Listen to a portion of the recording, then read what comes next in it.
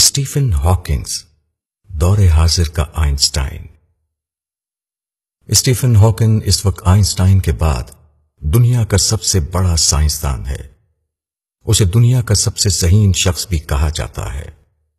اللہ تعالیٰ نے قرآن حکیم میں 1400 سال پہلے فرمایا تھا، یہ کائنات ابھی نامکمل ہے اور دنیا میں روزانہ نئے سیارے جنم لے رہے ہیں۔ قرآن مجید کی اس تھیوری کو اسٹیفن ہاکنگ نے ثابت کیا تھا۔ اس نے کائنات میں ایک ایسا بلیک ہول دریافت کیا جس سے روزانہ نئے سیارے جنم لے رہے ہیں۔ اس نے اس بلیک ہول میں ایسی شعاعیں بھی دریافت کی جو کائنات میں بڑی بڑی تبدیلیوں کا باعث بن رہی ہیں۔ یہ شعاعیں اسٹیفن ہاکنگ کی مناسبت سے ہاکنگ ریڈیشن کہلاتی ہیں۔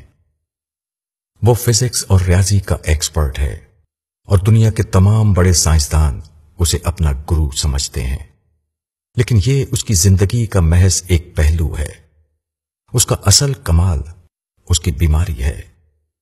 وہ MSc تک ایک عام درمیانے درجے کا طالب علم تھا۔ اسے کھیلنے کودنے کا شوق تھا۔ وہ سائیکل چلاتا تھا، فٹ بال کھیلتا تھا، کشتی رانی کے مقابلوں میں حصہ لیتا تھا اور روزانہ 5 کلومیٹر دوڑ لگاتا تھا۔ وہ 1963 میں کیمبرج یونیورسٹی سے PhD کر رہا تھا۔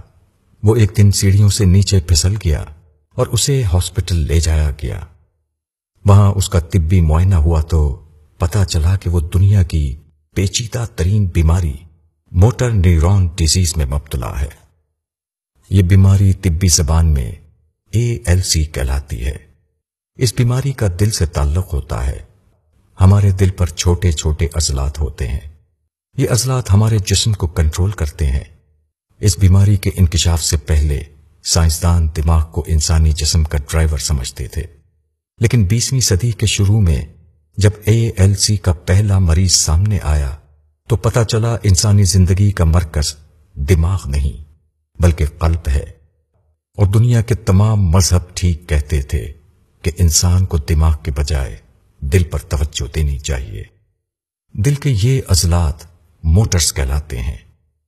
اگر یہ موٹرز مرنا شروع ہو جائیں تو انسان کے تمام اعضاء ایک ایک کر کے ساتھ چھوڑنے لگتے ہیں اور انسان خود کو آہستہ آہستہ مرتے دیکھتا ہے۔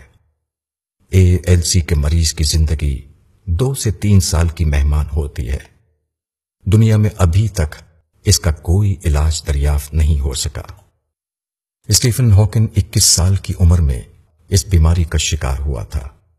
سب سے پہلے اس کے ہاتھ کی انگلیاں مفلوج ہوئیں، پھر اس کے ہاتھ، پھر اس کے بازو، پھر اس کا بالائی دھڑ، پھر اس کے پاؤں، پھر اس کی ٹانگیں، اور آخر میں اس کی زبان بھی اس کا ساتھ چھوڑ گئی۔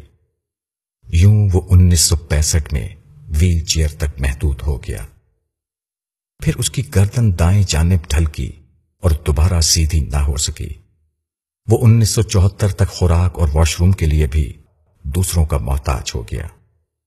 آج اس کے پورے جسم میں صرف پلکوں میں زندگی موجود ہے۔ یہ صرف پلکیں ہلا سکتا ہے۔ ڈاکٹرز نے اسے 1974 میں گڈ بائی کہہ دیا تھا، لیکن ہاکنگ نے شکست تسلیم کرنے سے انکار کر دیا۔ اس نے زندہ رہنے، آگے بڑھنے اور اس معذوری کے باوجود دنیا کا سب سے بڑا سائنسدان بننے کا فیصلہ کیا۔ چنانچہ اس نے ویل چیئر پر کائنات کے رموز کھولنا شروع کیے تو سائنس حیران رہ گئی۔ کیمبرج کے کمپیوٹر سائنسدانوں نے ہاکنگ کے لیے ٹاکنگ کمپیوٹر بنایا۔ یہ کمپیوٹر اس کی ویل چیئر پر لگا دیا گیا۔ یہ کمپیوٹر اس کی پلکوں کی زبان سمجھتا ہے۔ اسٹیفن اپنی سوچ کو پلکوں پر شفٹ کرتا ہے۔ پلکیں ایک خاص زاویے اور ردھم میں ہلتی ہیں۔ یہ ردھم لفظوں کی شکل اختیار کرتا ہے۔ یہ لفظ کمپیوٹر کی اسکرین پر ٹائپ ہوتے ہیں اور بعد ازاں اسپیکر کے ذریعے نشر ہونے لگتے ہیں۔ چنانچہ اسٹیفن ہاکنگ دنیا کا واحد شخص ہے جو اپنی پلکوں سے بولتا ہے اور پوری دنیا اس کی آواز سنتی ہے۔ اسٹیفن ہاکنگ نے پلکوں کے ذریعے اب تک بے شمار کتابیں لکھیں۔ اس نے کوانٹم گریویٹی اور کائناتی سائنس، کاسمولوجی کو بے شمار نئے فلسفے بھی دیے۔ اس کی کتاب a brief history of time نے پوری دنیا میں تہلکہ مچا دیا تھا۔ یہ کتاب 237 ہفتے دنیا کی بیسٹ سیلر کتاب رہی اور دنیا بھر میں ناول اور ڈرامے کی طرح خریدی اور پڑھی گئی۔ اسٹیفن ہاکنگ نے 1990 کی دہائی میں ایک نیا کام شروع کیا۔ اس نے مایوس لوگوں کو زندگی کی خوبصورتیوں کے بارے میں لیکچر دینا شروع کیے۔ دنیا کی بڑی بڑی کمپنیاں، ادارے اور فرمز ہاکنگ کی خدمات حاصل کرتی رہیں۔